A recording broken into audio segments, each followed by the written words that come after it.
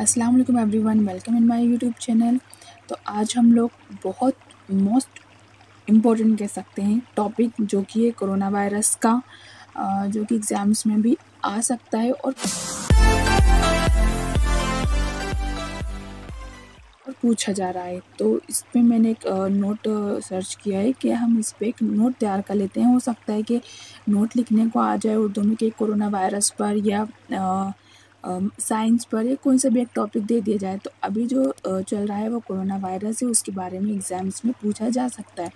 तो इसका ये एक नोट है कि कोरोना वायरस पे आपको लिखना है, एक नोट लिखना है। तो हम इसकी आज तैयारी कर लेते हैं। तो देखिए कैसे लिखेंगे। अगर आपके पेपर में नोट लिखने को आ जाए कोरोना वायरस पर तो हम कैसे लिखेंगे, अगर ऐसे भी आ जाए तो हम इसको भी उसमें लिख सकते हैं। कोरोना वायरस, जिसे आम तौर पर कोविड-19 कहा जाता है, ये बहुत ही छोटा लेकिन नहायत ही ख़तरनाक वायरस है। ये सबसे पहले सांस के निज़ाम को नुकसान पहुंचाता है। कोरोना वायरस की शनाख्त पहली बार दिसंबर 2019 के दौरान चीन के शहर वुहान में हुई थी। आलमी इदारा सेहत WHO ने 11 मई 2020 को इसे एक वबाई बीमारी करार दे दिया।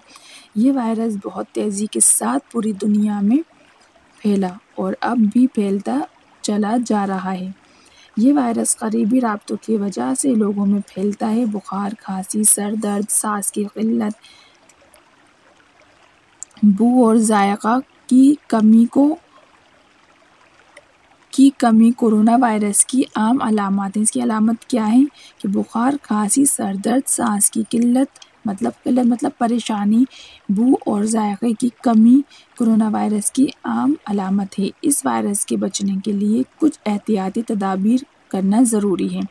इनमें अपने हाथों को बाकायदगी से साबुन से धोना, लोगों से 1 से 3 मीटर तक की दूरी बनाए रखना, खांसी और छींक के दौरान अपनी नाक और मुंह को ढांपना शामिल है। कोरोना से मज़ीद और मुकम्मल तहफ़्फ़ुज़ के लिए मास्क पहनें और घरों में रहने की ताकीद की जाती है और लॉकडाउन के